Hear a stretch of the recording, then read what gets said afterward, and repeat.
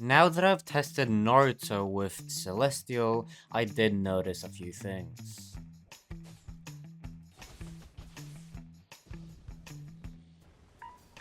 In general, Naruto's actually pretty good because, as you can see on his moves, 3 of the moves are basically just instant. The first, third, and fourth ability, you press it once and then basically it's over and you can use another move. Now, I've talked about this in multiple videos before, that's really good because then you can spam, you don't have like an ability you have available but you can't use because you have so much end lag. So Naruto's end lag is very minuscule. In general, yes, Shadow Monk and everything are much better. In a full raid with Astolfo, I might be able to get like 9 billion damage with Naruto and Chainsaw Man. In Titan raid, I have actually tested a few characters with Celestial there as well. Shadow Monarch did get 2.67 billion. Well, Christmas Saber got 2.65 billion. Milim and Makima also around there, a bit worse. And Naruto was not even at 2 billion. Yes, Naruto still did well, but he was not at 2 billion. Yes, I know, Naruto is not as good as them, but in my opinion, that's quite insane that Naruto isn't even, like, much worse. Shadow Monarch, Makima, Milim, and Christmas Saber, and all of the best characters in the game aren't even twice as good as Naruto. Now, this is probably mainly because of the Celestial trait with Kurumi pets and the great stats I have right now. For you, it might be slightly different. Shadow Monarch might be like 2 or 3 times better than Naruto, even more. But in general, the character does not matter that much anymore because there's so much stuff to get. So, for example, if you have 5 things that up your damage, as long as you balance all those 5 things evenly, you're gonna have pretty good damage gain. It's not that worth it to get just every character just because you want to get every character and think that, oh, I have a good character now I can become good.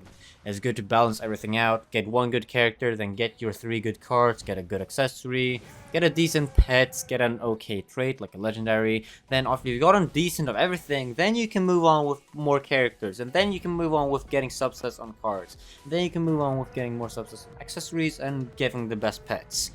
You don't go for one thing at once, you try to balance everything out. And that's something I've noticed with Naruto here, is that, yes, like, since I've balanced everything else out and I have a bad character, it's still fine because everything else I got is really good. So Naruto can still get a lot of damage. Yes, I know, characters can matter a lot, but don't forget to buy cards and stuff like that. People say to not buy cards, but really, it's not that worthless to buy cards. It's pretty useful to buy cards actually. 3 cards and then you can move on. Yes, they can have bad substats, but they have good main stats. They're always guaranteed to at least be somewhat useful for you. Shadow Monarch is actually only about 58% better than Naruto in Titan Raid, so it's no real reason to actually get so many characters. So basically, the point of this video is to show you that characters does not like do everything for you. A bad character is worse than a good character, obviously, but you don't have to go out of your way to buy every single character instantly just because it's better. Because even though your character might be worse and you might be able to get a better one, it might be more worth to buy something else that will boost your stats. Because as you could see, the best character in the game is not even 2 times stronger than probably characters you already have. Naruto is a starter that's not really good, and Shadow Monarch is not 2 times better than Naruto. So the character you have is probably maybe just slightly worse even, in the grand scheme of things. Now, it's also important for you to actually know how to use a character, because I've seen people with Shadow Monarch saying that he's much worse than Saber Christmas, but they just don't know how to use him really. But in general, you don't have to buy all the characters just because you want to become slightly better with just a character, it's more worth to actually buy cards, sometimes accessories, and even go for better pets and traits. A big misconception I've heard like forever is that buying cards is just very not worth it. Now this is not true. Buying cards could definitely be worth it, and that's basically what every player that's as good as me have done for basically the past few months. It's really worth it as long as you have a balance of your stuff, then it's great. Now, I think I've touched a bit on this before, but in my opinion, you should first. Yes, you could get a character first. Get one great character, but then it doesn't really matter. Your assists, if you didn't know, does not actually contribute to your total damage that much. If I have the best, like, as long as they're not awakened, if I have the best DPS assist, Nezuko, then I might be able to get like 200 million more damage in a raid.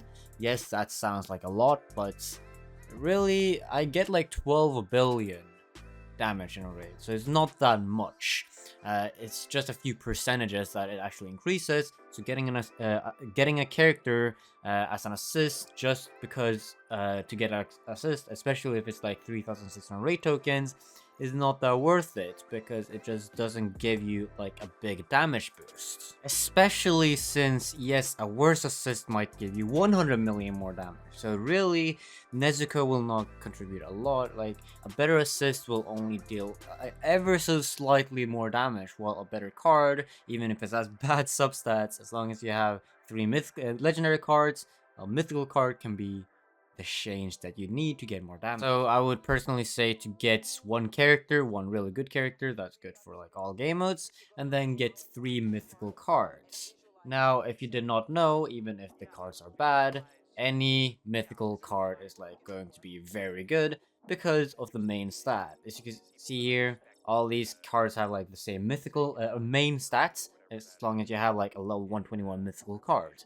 So in my opinion, you should try to get 3 mythical cards, max level, to have your max main attack and main health. Yes, you won't have the best subs at first, but that's a good start. Then you can go for more characters, more accessories, and after a while you can go for substats again. Because what some people just ignore is that they never buy any cards. They use like legendary cards and epic cards for a long time, and then complain that they can't get any damage because they don't have the characters. It's not usually the characters that matter the most. It's definitely the cards.